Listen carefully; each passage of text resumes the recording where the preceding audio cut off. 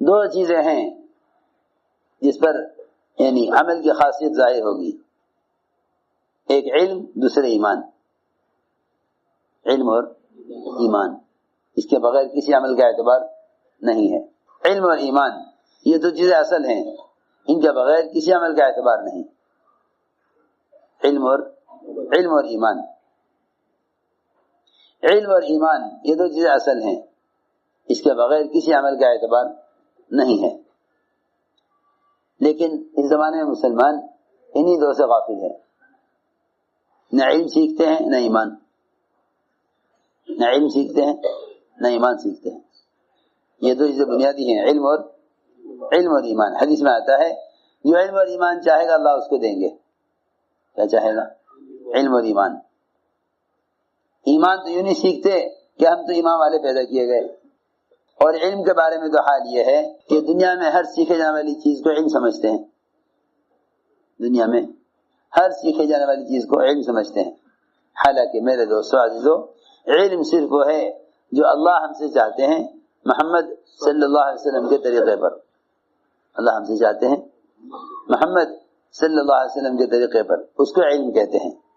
اس لیے حدیث میں فرمایا، کیونکہ جس طرح کلمے کا اخلاص ہے اس طرح علم کا بھی اخلاص ہے۔ کلمے کا اخلاص بھی ہے، اس کے الفاظ بھی ہیں۔ کلمے کا الفاظ تو لوگ جانتے ہیں لیکن اخلاص نہیں جانتے۔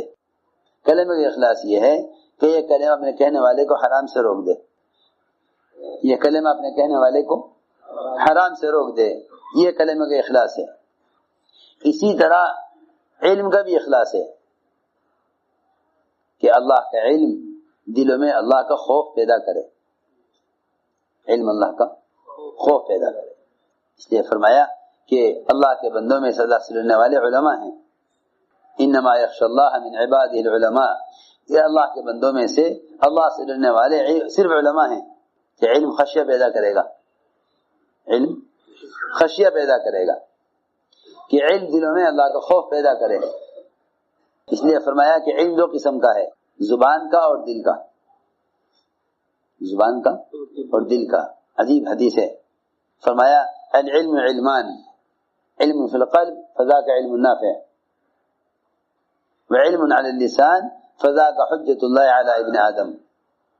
کہ علم دو قسم کا ہے، زبان کا اور دل کا۔ کہ زبان کا علم یہ تو ابن آدم کے لیے مصیبت بنے گا، اور دل کا علم اس کو نفع دے گا، دل کا علم نفع دے گا۔ کہ دل کا علم یہ ہے کہ یہ علم اس کو حرام سے بچائے، حکم پر چلائے، یہ دل کا علم ہے۔ اور اگر یہ اس کو علم تو حاصل ہے لیکن اس کے مطابق عمل نہیں ہے تو صاف فرمایا کہ پھر یہ زبان کا علم ہے، دل کا علم نہیں ہے۔ دل کا علم تو یہ ہے کہ دل کا علم اس کو حرام سے روک دے۔ اس لیے دوستو عزیزو، دعوت کے ذریعے امت کو جہالت سے نکالنا ہے۔ وہ جہالت یہ ہے کہ مسلمان اس زمانے میں ہر چیز کو علم سمجھ بیٹھا، ہر چیز کو، ہر سیکھنے والی چیز علم نہیں ہے۔ دیکھو، علم میں لگنا اس بات کی تحقیق میں لگنے کو کہتے ہیں کہ اللہ ہم سے کیا چاہتا ہے، اللہ ہم سے کیا چاہتا ہے، اس کی تحقیق میں لگنا علم میں لگنا ہے کہ اللہ ہم سے کیا چاہتا ہے، اللہ ہم سے کیا چاہتا ہے، اس کی تحقیق کرنا علم میں لگنا ہے کہ اللہ ہم سے کیا چاہتا ہے۔ اس زمانے میں مسلمان دنیا کے فنون سیکھتے ہیں علم سمجھ کر، دنیا کے فنون سیکھتے ہیں علم سمجھ کر۔ عجیب بات آپ کو بتاؤں، عمر رضی اللہ تعالیٰ عنہ نے توریت پڑھی، حالانکہ وہ علم ہے، حالانکہ وہ علم ہے، لیکن وہ علم ہے جو منسوخ ہو چکا، وہ علم ہے جو منسوخ ہو گیا، وہ علم ہے جو منسوخ ہو گیا۔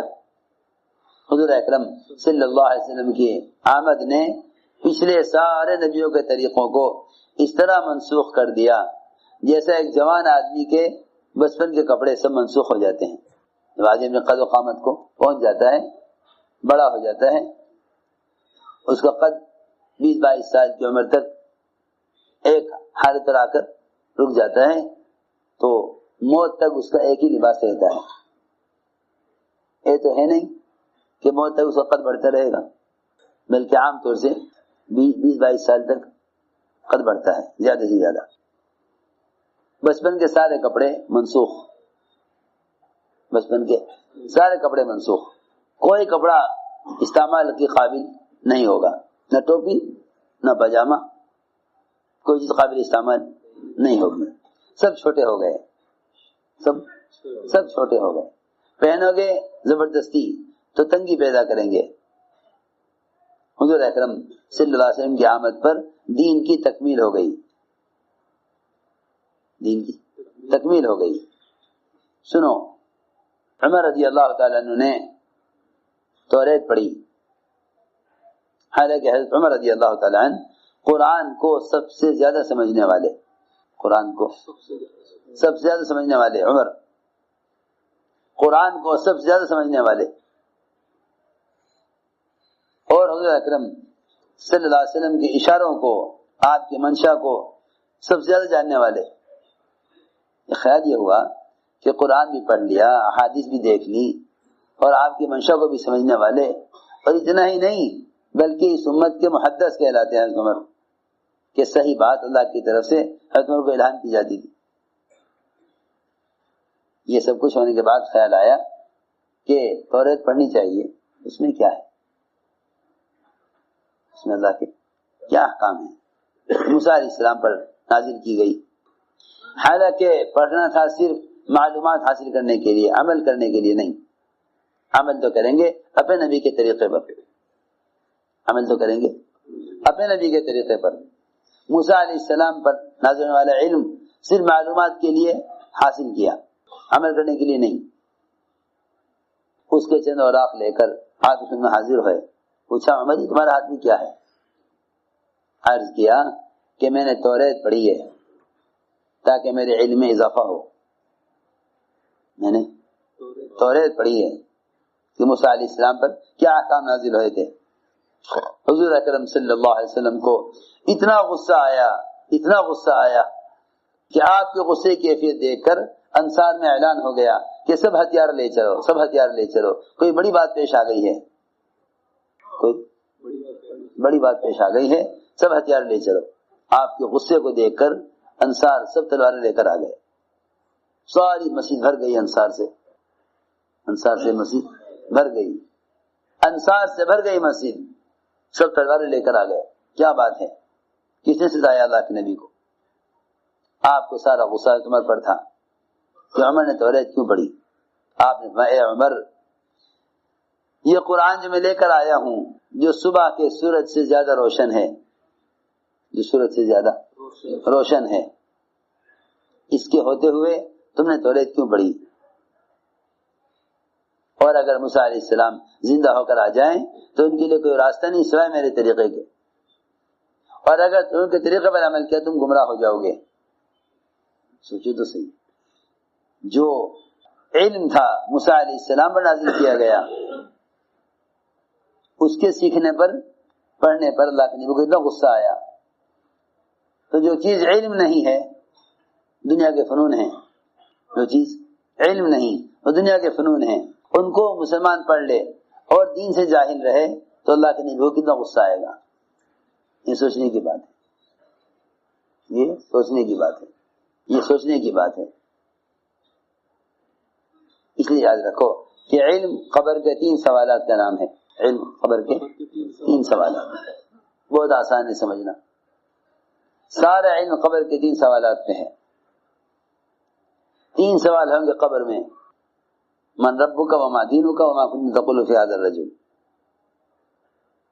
پہلا سوال کہ کس سے پہلے کا یقین لائے ہو، تمہارا پالنہار کون ہے، تمہارا دین کیا ہے، اور محمد صلی اللہ علیہ وسلم کو پہچانتے یا نہیں پہچانتے۔ یہ 3 سوال قبر میں ہوں گے، اس لیے سارا علم ان 3 سوالات میں ہے، سارا علم ان 3 سوالات میں ہے۔ ربوبیت کا علم، شریعت کا علم اور سنت کا علم، یہ 3 سوال قبر کے، سارا علم اس میں ہے۔ امت کی اکثریت اس جہالت میں ہے کہ امت نے دنیا کے فنون کو علم کا درجہ دے دیا۔ غیروں نے مسلمانوں کو یہ سمجھایا کہ صرف قرآن حدیث علم نہیں ہے، بلکہ دنیا کے فنون بھی علم کا حصہ ہیں. یہی وجہ ہے کہ مسلمان اس بات سے جاہل ہے کہ اللہ کیا چاہتے ہیں. یہ جانتا ہے کہ مخلوق اس سے کیا چاہتی ہے. بس یاد رکھو اللہ کے غیر میں ریسرچ کرنے کو فن کہتے ہیں. اللہ تعالیٰ کی احکام کی تحقیق میں لگنے کو علم کہتے ہیں. اس کو علم کہتے ہیں. اس لیے دوستو عزیزو اس نقل و حرکت کا اصل مقصد علم اپنے پاس ہے تو امت تک پہنچاؤ اور نقل و حرکت کے ذریعے امت کو جہالت سے نکالو. یہ اس نقل و حرکت کا اصل مقصد ہے. جس طرح بادلوں کی نقل و حرکت زمینوں کو خشکی سے نکالتی ہے، جس طرح بادلوں کی نقل و حرکت زمین کو خشکی سے نکالتی ہے، اور پھر زمین کے اندر کے خزانے ابل کر باہر آتے ہیں، بالکل خدا کی قسم اسی طرح علماء کی نقل و حرکت وہ امت کو جہالت سے نکالے گی. وہ امت کو جہالت سے نکالے. اس لیے حضور اکرم صلی اللہ علیہ وسلم نے علماء کو اپنا وارث فرمایا ہے. تو علماء انبیاء کے وارث ہیں. اور اپنے علم کی مثال بادل سے دی ہے. علم کی مثال بادل سے دی ہے کہ جس طرح بادلوں کی نقل و حرکت زمین کو سیراب کرتی ہے، اس طرح علماء کی نقل و حرکت یہ امت کی ہدایت کا، تربیت کا، طہارت کا، رحمت کا، تزکیے کا، امت کے باقیزگی کا ذریعہ ہے.